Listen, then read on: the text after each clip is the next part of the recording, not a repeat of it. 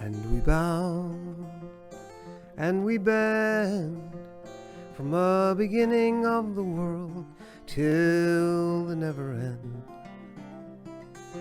O Devo Shalom Aleinu, O Devo Shalom Aleinu, Devo Shalom Aleinu ve'al kulam.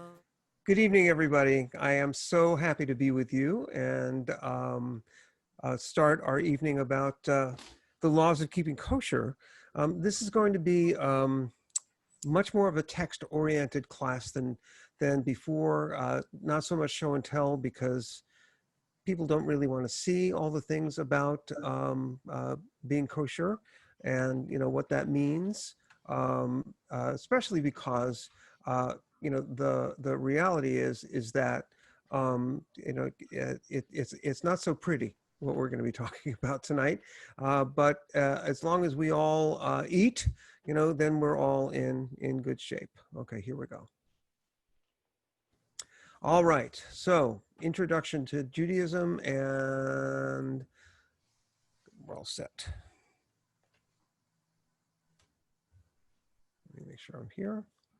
Good. All right, so here's the word kosher in some anglicized or Hebraicized English, which I think is really kind of fun, and you can get this online, and it's really, really fun. So it looks like Hebrew, but it isn't. Good. Now, the system of observing the laws of keeping kosher is called kashrut. Anytime you see that ut ending, it is a system or a state of being, a way things are. So kashrut is the whole gamut. All the laws, the ways in which we interact with them, where they came from, and how they were later systematized to the whole idea of keeping kosher. And that's usually the way that you might hear Jewish friends or family talk about what that means. Now, the word kosher itself means acceptable or appropriate. And if we were all on together, I would ask you, acceptable or appropriate according to whom? And of course, in this whole arena, it's according to God, which generally translates in Jewish tradition to the Torah, right? That it's kosher according to the Torah. And that would mean that by extension, it's kosher according to the rabbinic interpretation of what the Torah says. So acceptable and appropriate, it doesn't mean cleaned, which many people think it does. It doesn't mean healthier, which many people think it does. It doesn't mean germ-free, which many people think it does. It's not that at all. This is about a ritually or it's part of a holiness code in a sense, that we are made more holy by our interaction with the system, which tweaks, in a sense, and nuances how we interact with the living beings and the creatures of the planet. Treifa is a Hebrew term that gets smushed a little bit in Yiddish to treif. Unacceptable, inappropriate, literally means torn.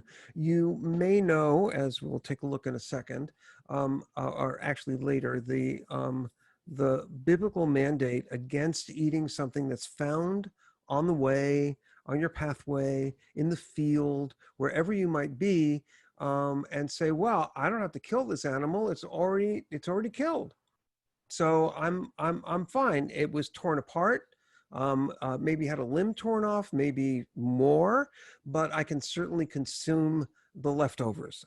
And the answer is no. No, you can't. That is not an acceptable way for Jews to, again, to interact with the the creatures of the world. And um, there is a notion very much in all of this that we are what we eat. And the better yet, we are the way in which we eat. The way in which we eat. Maybe it's a little bit of both. Okay. So this is actually the very first law of or of anything about human beings eating, right? This is from the story of Genesis. You probably have seen this verse before.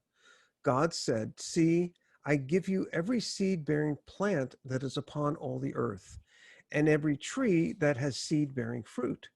They shall be yours for food." This was the directive to uh, Adam and Eve, to Adam and Chava. So therefore, the ideal state of human eating, the ideal diet for being holy, for being compatible, appropriate, acceptable within the system, is being a vegetarian. It's really being a vegetarian. So as a result of that, there are many, many examples of many Jews throughout history who have actually decided to be vegetarian in order to be kosher. And many of them, see that as being even more kosher, more acceptable, more appropriate in that regard. That it doesn't, there's no bowing to some of the later amendments on this particular mandate. So here's the next one, speaking of which. Let me get back here. A little bit later in Genesis. Now, this is from the story of Noah, who in Hebrew is Noach. After the flood, and this is going to go into a little bit of theology about the flood, too, and interpretation about the flood. Apparently, it was noticed by the rabbis, my ancient colleagues, that God changed what was previous from vegetarianism to, "You must not, however, eat flesh with its lifeblood in it." Now, the rabbis were very, very surprised that all of a sudden, after the flood, God said, having changed God's position, right? That God said, "Well, I guess you can eat meat." And the question is, why? What prompted God to change the perspective, change the ideal, change what's appropriate and what's acceptable? And the answer from the rabbis, generally accepted, is that what caused the flood, first of all, the rabbis asked that question even before they did it in relation to this verse. They were very confused as to why God said, the human beings are evil, and therefore I'm going to destroy the entire earth. But I'll make a covenant with this gentleman Noach, and he will gather up all the creatures so that they survive, and he and his human family will survive, but no other humans will survive. And the rest of the creatures will die as well, so we have male and female to procreate. And the reason that that they came up with, what were human beings doing that was so awful that it would cause God to destroy God's own creation, and that was murder. And they hooked that up with this verse and said, well, God must have realized that even after the flood, there was something inherent in human beings that they could murder each other, and in order to assuage that tendency, God allowed us to eat meat. However, God did not allow us to eat the meat with the lifeblood in it. And you can hear the reason why in the Hebrew language. The word for blood in Hebrew is dam. The word for earth, for human being in Hebrew is Adam. That you may think that's the first human's name, but it's not. It's actually a label. It's a description of this person. It literally means earth person, right? Or blood person, Adam. And the word for earth is Adama. And in the same way that it's ashes to ashes, dust to dust, that human beings get buried into the earth, in the same way that that happens, there is this notion in the language, or philosophy in the language, or a philosophy that's held in the language that says blood and earth and being are all the same thing in different form. And it's a cycle. And essentially what God is saying, that blood is lifeblood. It's the way that I put life in a being. You don't touch it. It doesn't belong to you. It goes back to the dam, goes back to the Adama, exactly where it belongs, so that it can make life again. And so somebody's unmuted. So come and sit here. Somebody's unmuted. Need to watch themselves. Here we go. Okay. So now we're going to get a little bit more complicated. According to Leviticus 11, in fact, let me move everybody here. There, that's more better. Only certain kinds of animals are considered inherently kosher. For land animals, any creature that both chews its cud and has split hooves is kosher. So that's why, for example, pigs are not kosher, aren't included in the bunch, because they do have a split hoof and they don't chew their cud. Their cud being they have a more sophisticated anatomy than cows do, especially when it comes to digesting their food.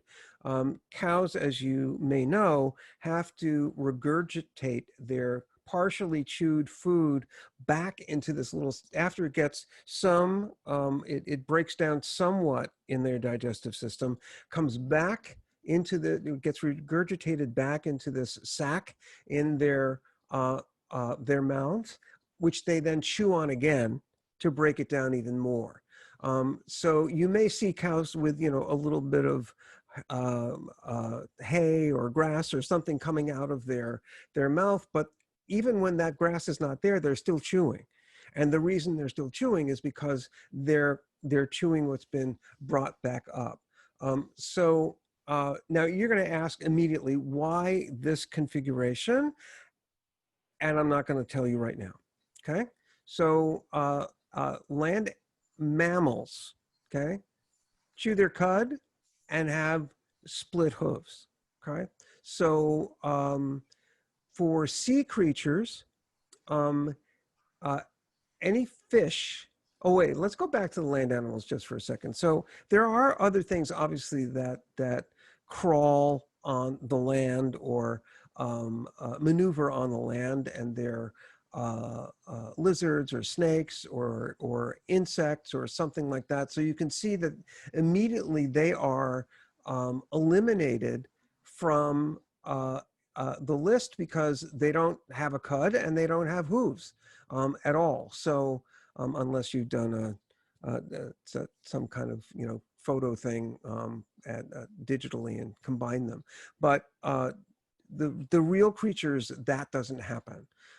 So that eliminates camels and rabbits and rodents, and we go down the list to reptilian animals and of course to bugs, to insects. So those don't make it close.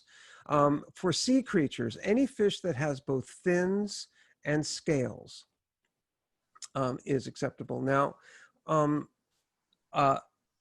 what the rabbis later say, if you can actually touch the scale and actually pick it clean from the animal, if it's easily separated from the fish, that means it really does have scales. The problem comes in with fish that have scales when they're young, like swordfish, but shed them as they grow up. For the Orthodox, those fish are not kosher. For the conservative movement, they are, and for Reform Jews, it's any system of keeping kosher that you accept. I eat swordfish, and I figure for me it's kosher, fins and scales. So what does that leave out? It leaves out anything that doesn't have either fins or scales. So all shellfish are not acceptable. Octopus is not acceptable. I know, and shrimp, for instance, are not acceptable. We'll talk about what a lot of these creatures do in the ecological cycle, but let's try not to focus on that right now, because I know you're thinking about it already. What's the difference between fish in the sea who are are mobile because of their fins, and protected to some degree by their scales, and so on and so forth. Now, for birds, only those birds are approved by the Torah, which are basically birds that are domesticated, and the rabbis would later look at this and say, so it excludes scavenger and birds of prey. So it does include chickens, it does include turkeys, it does include pigeons, for instance, which you might not think of as domesticated, but they are in many parts of the world, and they were in the ancient world for both food and for messaging and for all other kinds of things. You can see these, large caves that were dug out with niches for the pigeons to nest, so that people could then harvest them, in a sense, and eat them. And in addition, it's repeated 3 times in the Torah that it is forbidden to cook or seethe a baby goat, a kid, in its own mother's milk. And so that is the where the separation of milk and meat comes from. Let me now kind of unpack all of that for you a little bit. All right, so dairy, often described with the Yiddish word milchik, which you can understand exactly what it is, even if you don't speak Yiddish. So foods such as cheese, butter, if it indeed is a milk product, milk itself, yogurt, ice cream,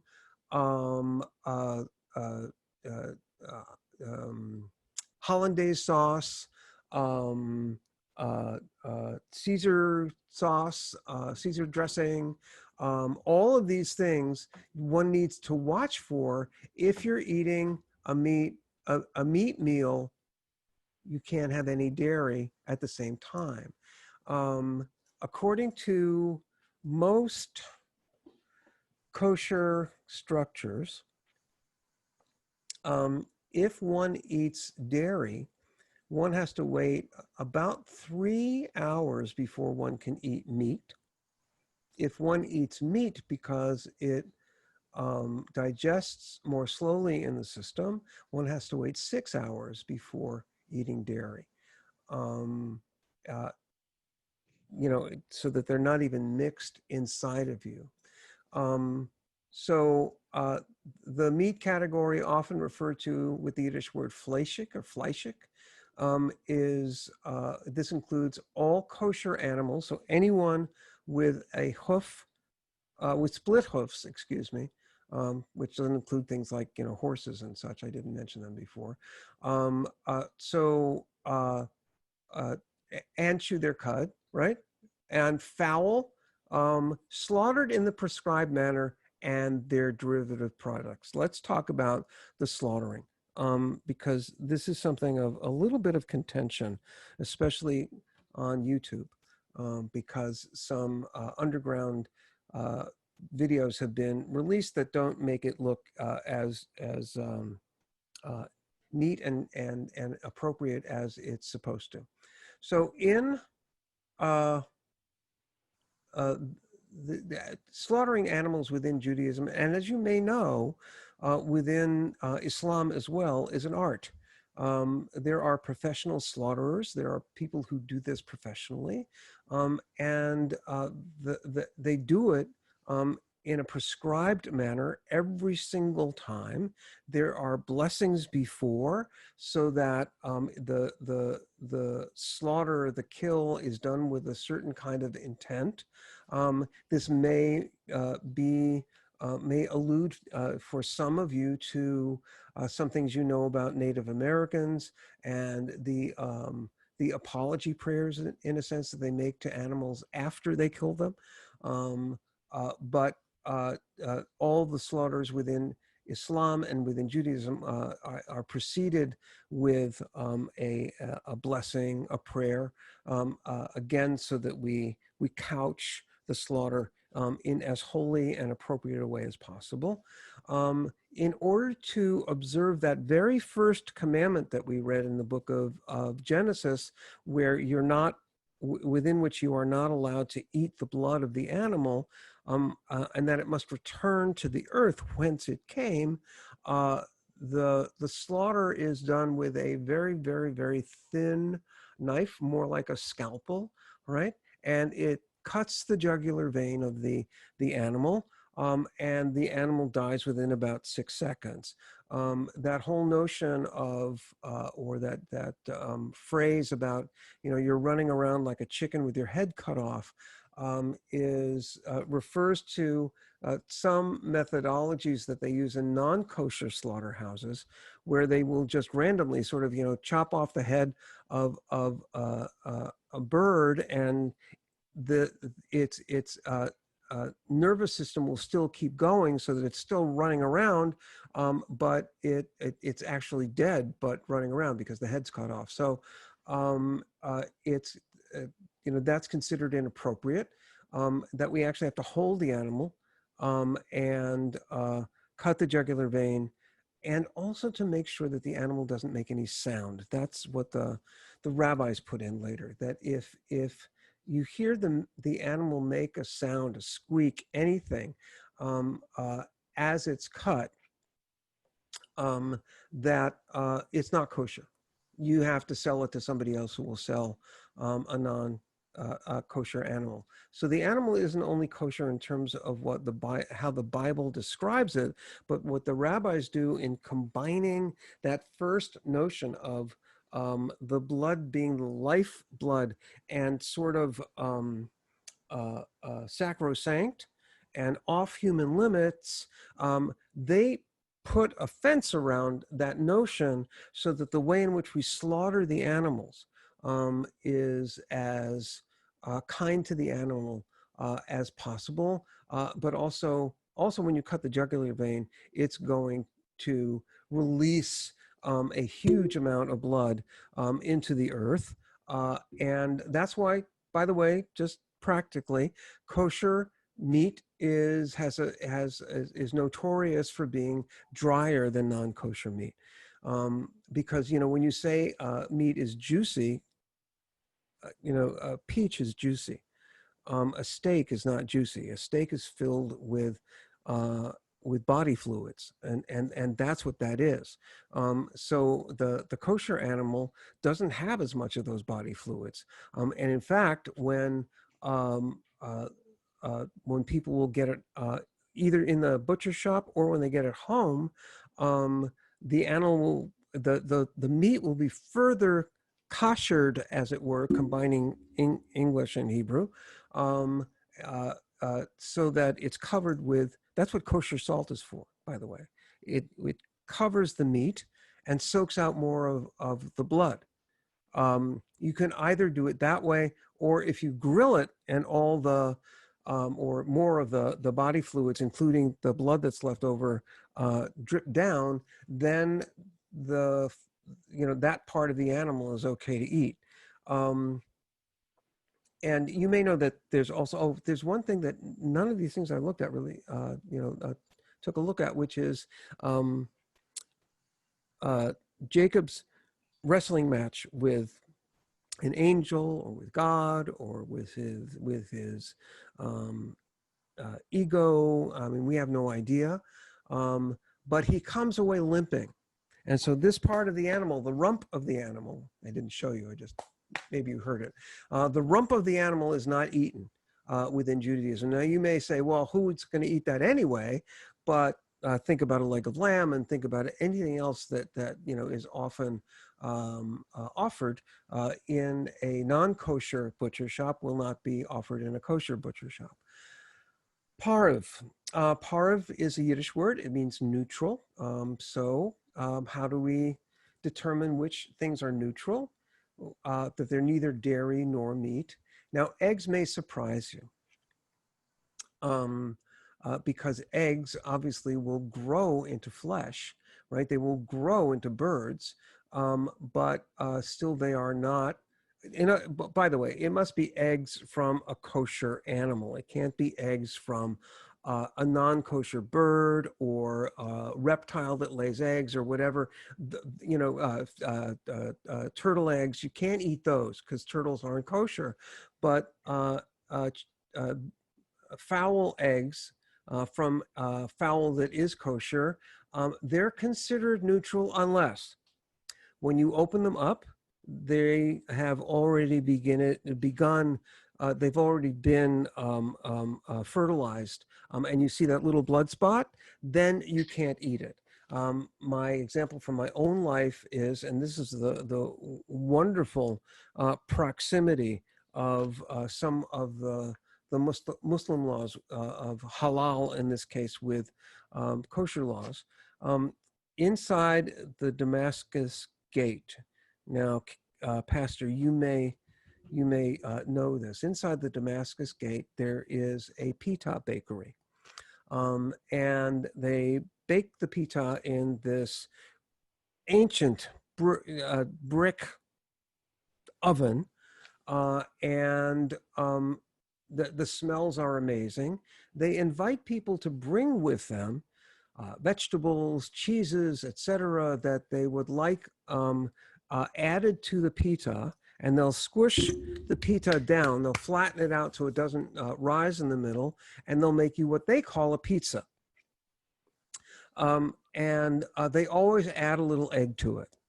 And I was watching this one baker as he was preparing this pizza for one of their clients, and he cracked open the egg, and it had a little blood spot on it, and he wiped it away, just like Jews would do, Jews who keep kosher would do. In fact, Jews who keep kosher will crack the egg in another dish to examine it first and then add it to whatever they're cooking. So fish is considered, it's neither dairy nor meat, because it doesn't fall into any of those categories that land mammals do, so it's fine. Tofu, which is obviously a legume, and other beans are fine. Nuts, which some of which are legumes, and some of which are peanuts are legumes, other nuts are not. Seeds, fruits, vegetables, and the like. They're provided they're not prepared with any milk or meat products. If they are, that makes it a meat dish. If they are, or if they're prepared with a milk sort of dressing, that makes them a dairy dish. So if you have, I don't know, a salad with feta cheese, you can't have that with steak. And if you do, you have to wait several hours before you do. And according to the most strict the more strict interpretations of keeping kosher. Okay, trefa, the opposite, right? Unacceptable or inappropriate, literally torn. Any of you who read, what was it called? Clan of the Cave Bear, a wonderful novel about prehistoric humans. And in that is both imagined and, brought out from what history we know, this idea that if you eat your totem animal, the strong animal that represents your clan, and gives you your personal strength and so on and so forth, if you literally rip that animal alive and eat it as it's still, between life and death, then you get the animal's spirit or essence into you, and you get its strength. This is still present in some of the ways in which at least we used to name cars, right? Mustang, Cougar, et cetera, that, you want the strength and the speed of that, and you get it when you get inside that car, or you eat that animal, and it becomes part of your strength and your capabilities, from that moment forward. Okay. So let's look at this. The technical definition of trefa is based on Exodus 22:30. This is what I referenced before. Do not eat meat from an animal torn in the field. So it's something that you come upon, and refers to an animal with any of a specific group of physical defects that are detailed in the Babylonian Talmud and traditional Jewish law codes. So the rabbis will they took this notion of torn, and they evolved it into ways in which they could consume what was most appropriate for God, that what God would want them to. Examples like lesions, lacerations, broken limbs, missing or punctured organs, or the results of an attack by a larger animal. That's the original definition probably of treif, right? Such defects can occur in and thereby render both animals and fowl treif. And let's see. Let's say this about this treif idea. It's the job of the kosher slaughterhouse to examine an animal, even if it was killed kosher, if they open it up and to begin to look at the innards of the animal, and if it has a lesion, a scar, punctured organs, or anything like that, it's not immediately not kosher, and they'll sell it to someone else. So this is really kind of this rabbinic idea has really taken root in the way in which meat is now declared kosher. It's very similar, by the way, to the way the priests used to actually look at the insides of an animal, the innards of the animal, before they would say it was kosher for sacrifice. Let's see what's next. All right, let's go back a little bit. Wrong way. Let's go back a little bit and talk about milk and meat, which we noted was said 3 times in the Torah. So it says literally, you shall not seethe a calf in its mother's milk. And the rabbis of the Talmud would later say, so what does that mean? And then they would ask, well, do we ever know if the milk that we're drinking is from the mother of the animal? And then they said, well, no, we don't. So in order to be more careful, we're going to actually disallow the Jewish community from eating milk and meat together. We'll talk about why that. Well, first, one reason we think that law came up is because it was very common in the ancient world for mother animals and their young to be killed and sacrificed on the same day.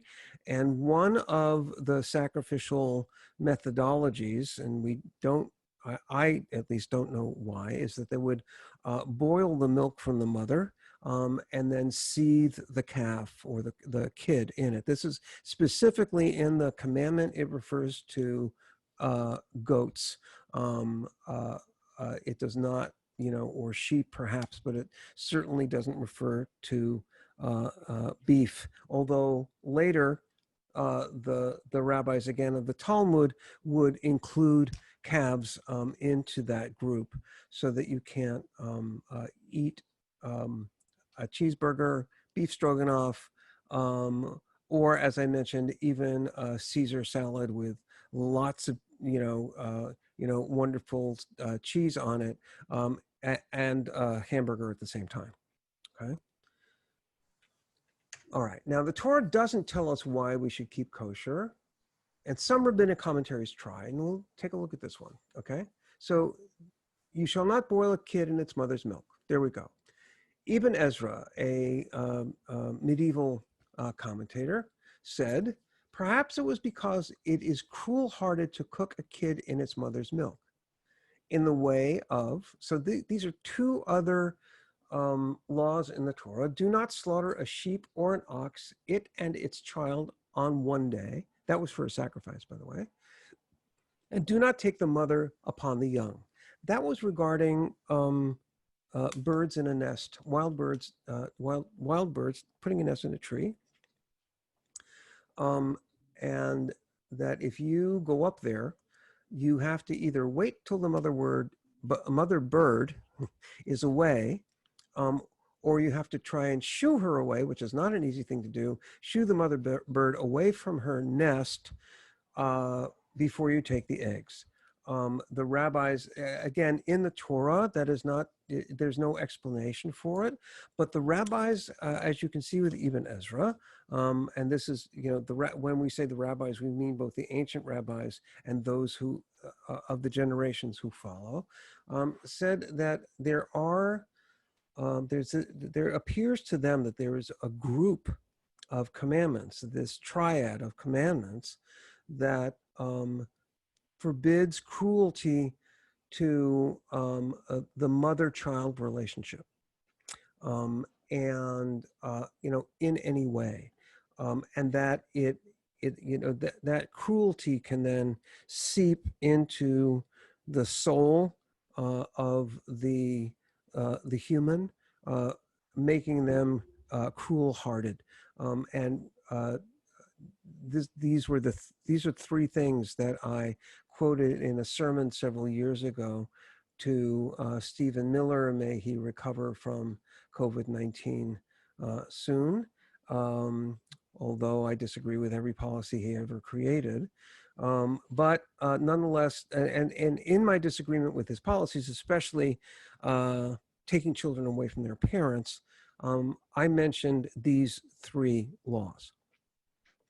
That if you can't do it, if you can't see the calf in its mother's milk, slaughter the child and the mother on the same day, or take the eggs out from under the eyes and heart of the mother bird, how much the more so can you not do it to a human child and the mother? So we do have within at least rabbinic thinking, an extension of these laws that goes to our ethical behavior in the world. And that sort of sets the scene for what we're about to do. Okay. So these are some attempts at explaining why we keep kosher, because the kosher laws do not say why we should eat certain animals and why not. You may know that the word often used, by the way, for animals that we're not supposed to eat, God calls them an abomination. Now, why would God create an animal that's an abomination? God wouldn't do that. Ball game, and Please mute yourself if you're not muted. Oh, I'm sorry, I didn't call. I've called him every time. So. He seems to be doing that.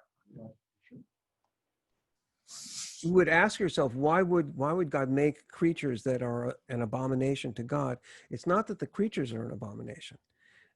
It's the consuming of those creatures is an abomination to God, which may mean they're somehow more important, one could surmise, but there are other ways to look at it, and we're going to look at those right now. The benefit arising from the many inexplicable laws of God is in their practice and not in the understanding of the motives. This is, again, a medieval commentator commenting, Moses Mendelssohn, and here is, where that comes from. In the Torah, when we received the Ten Commandments at the bottom of Mount Sinai, it is noted by the rabbis that the community said, "We will do," before they said, "We will understand." And so they said, through the doing, you understand, not you understand first and then you do.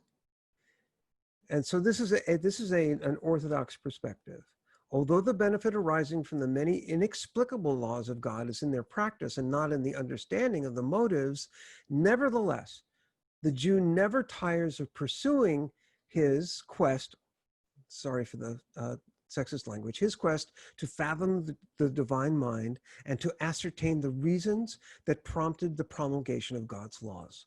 For the man of faith is sure that reasons do exist for the divine decrees, even if they are concealed from him. And in a way, you might call this the same thing as a scientific pursuit.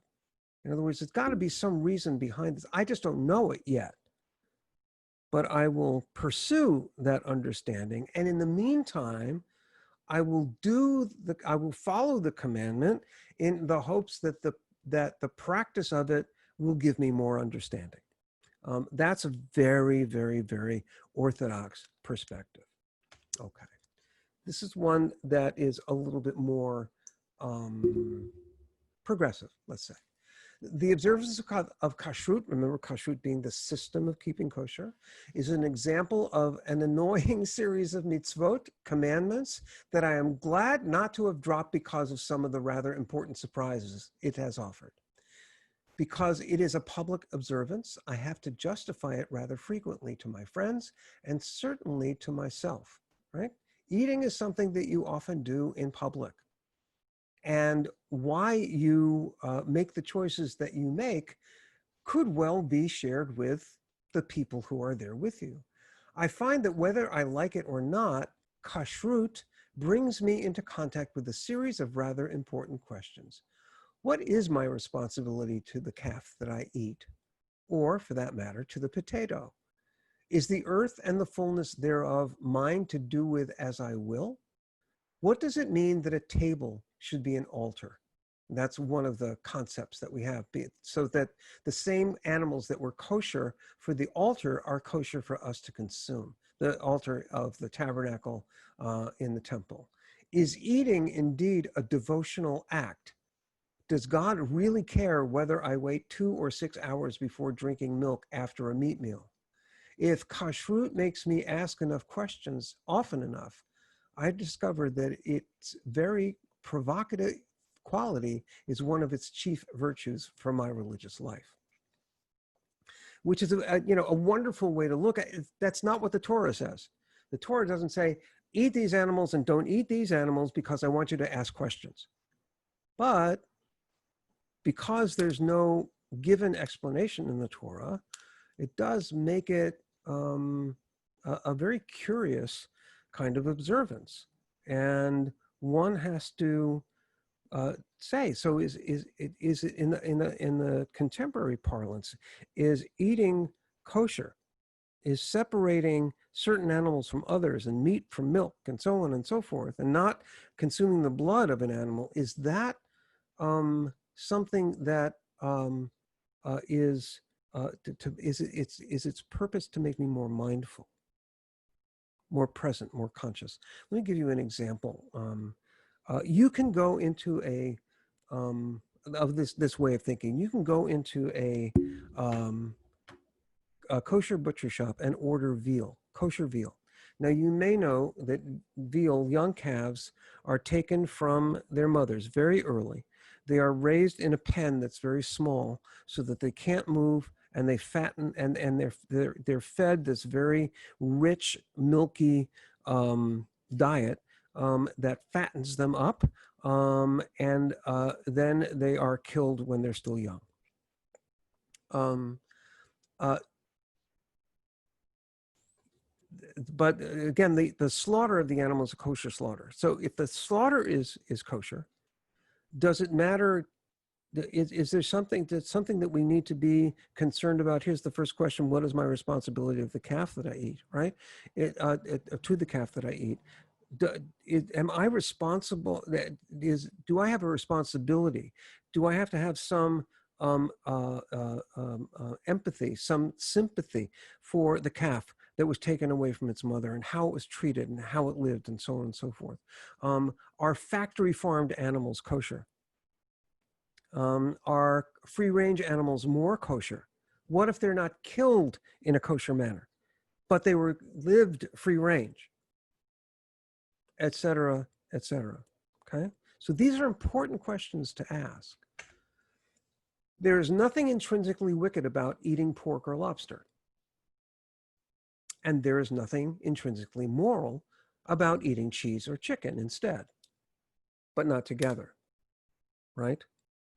Chicken is roped into that meat category when it comes to eating cheese. Why? Because in more primitive places and more rural places, I don't know if you've ever been to a market like that. We were in Morocco, where they have all this ground up meat, and they're serving it to you, but it's not been refrigerated. And by the end of the day, it all looks the same, right? So if you don't know if it's chicken or beef, you just don't eat cheese with anything that they say is meat, okay?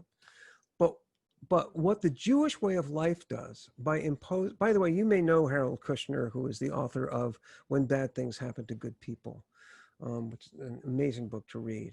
The Jewish way of life does by imposing rules on our eating, sleeping, and working habits is to take the most common and mundane activities and invest them with deeper meaning, turning every one of them into an occasion for obeying or disobeying God. The way I would say it is it elevates the act and makes it more holy. It makes us more aware of the holiness inherent in the act that we wouldn't see if we just glossed over it. If you just ate an apple without saying a blessing for things that grow from trees, it's just eat it. But if you say a blessing and you stop and you breathe and you say, wow, an apple, that's different. If a Jew walks into a fast food establishment and orders a cheeseburger, he is making a theological statement. He is declaring that he does not accept the rules of the Jewish dietary system as binding upon him. But heeded or violated, the rules lift the act of having lunch out of the ordinary and make it a religious matter. If you can do that to the process of eating, you have done something important because it raises your consciousness to the entire system of consumption from the earth. In other words, because we can consume oil out of the sea floor 3 miles down, should we do it if there's a risk that it would endanger the water and the wildlife if it leaks? Just because we can make plastic, should we do it unless it biodegrades somehow? Should we use non-renewable energies of any kind if we can use renewable ones, et cetera, et cetera? If you can buy a shirt that wasn't made by people who are paid poor wages in a country far away without any protections for either their job or their welfare, versus one that's going to cost you more money. And here is your shirt kosher or not, based on the way that it was produced. If this was something that the rabbis the Board of Rabbis of Southern California declared at the time that the Farm Workers Union was being organized, we declared table grapes to be not kosher. That no synagogues that belonged to that group were going to offer table grapes, those green table grapes. Why? Because there was a boycott on. Why? Because they were not only dumping pesticides on the grapes, but the people who grew them and harvested them as well. And so they were considered to be unkosher by virtue of the way in which they were produced. So kosher, acceptable, appropriate, opens up a huge horizon of the way in which we are told to interact with the world. And that's why I think it is an amazing system of stop signs and yield signs and right-of-way signs and highway lane signs and so on and so forth. All of that stuff that says to us, wait a minute, just because you can consume everything doesn't mean you should consume everything. Just because you can do things in the world, to the planet, to each other, doesn't mean that you should. And that, my friends, is, I think, what ultimately keeping kosher is all about. And this too is going to get, let's see, I mean, this would be great, but I just talked about some of that. So I'll leave it for another time because we're almost out of time. So Pastor, can you bring us back?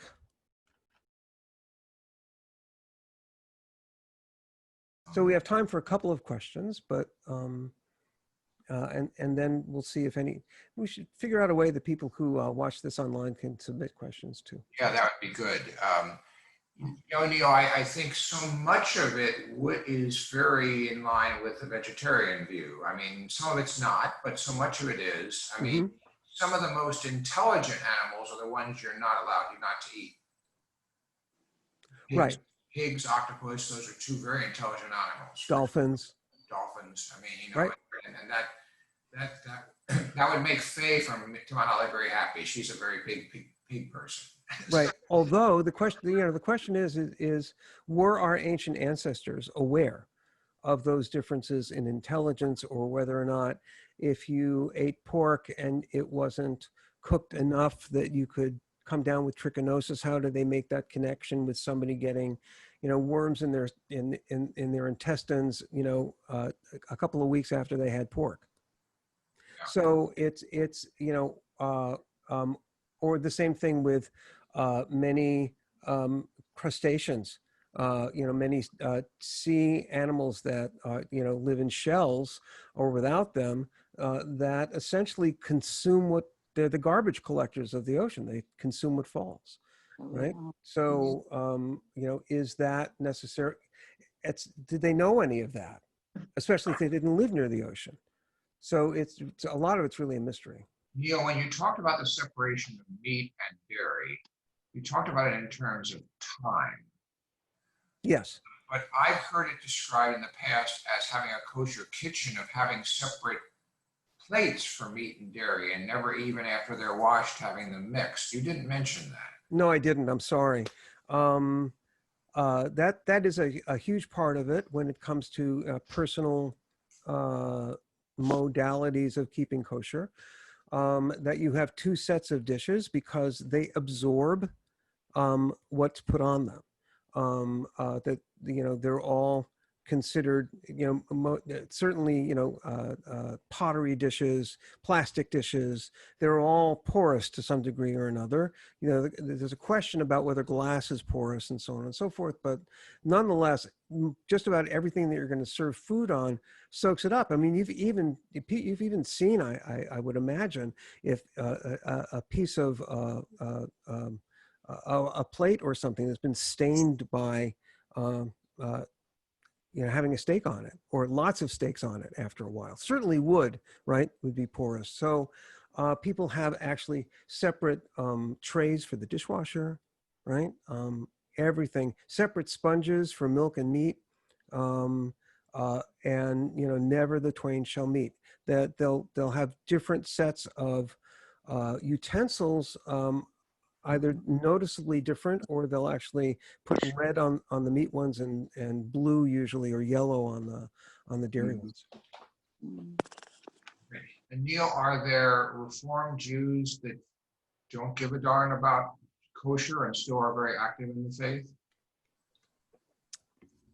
Well, let's put it this way. I think most Reformed Jews know that keeping kosher exists, and most Reformed Jews don't feel that it provides any fuel to their spiritual life. How's that? Oh, that's good.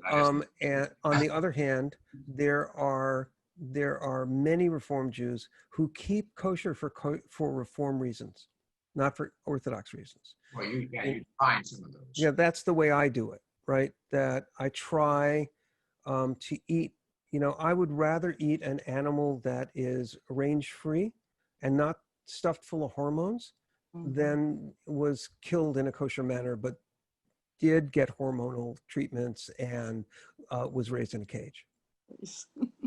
Okay, so for me, that is keeping kosher. That's conscious, right? It's a decision. When you have to, make a decision about what you eat, it begins to, and it's such a thing that we do all the time, right? It pushes you out into the universe and says, is this appropriate? I mean, I think our exploration of space is wonderful. But when I was 10 years old and, watching the first space launch, or however old I was, maybe 8, I never thought about space junk. And, humans literally littering planets that, we didn't habitat.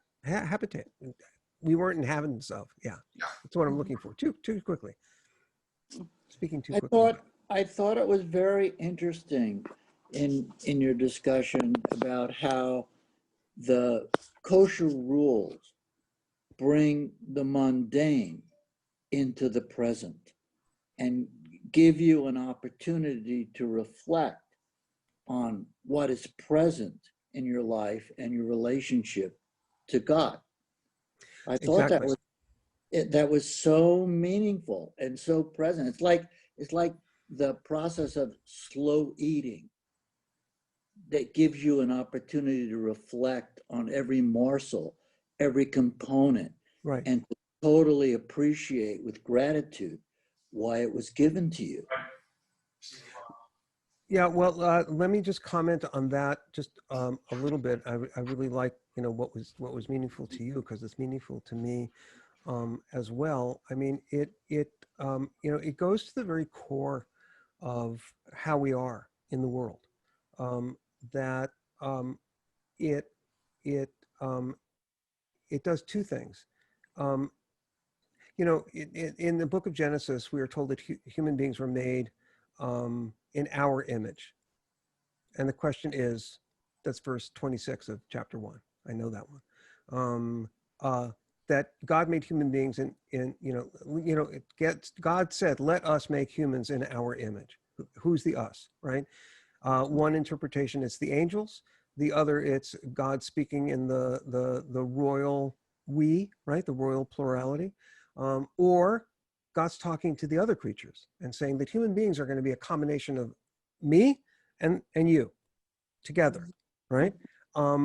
And so why shouldn't I consider what I eat and how I eat it if it's not even part of God? It is God. Shouldn't I be mindful of that, right? Perfect. And shouldn't I be sensitive and compassionate? What a very good note to end the recording on, Neil. And thank you again. And next week we're talking about, I don't have my list in front of me. I don't either. We're continuing. We are. We're going to get to Hanukkah and God this month. I know that. So yes, we are. We're going to get to Hanukkah and God. We'll have a good time. that's right. Okay. Thank you, Neil. Thank you, Thank you Rabbi. guys very much. Yeah, we're very grateful. Thank you, Good. Rabbi. I'll see you soon.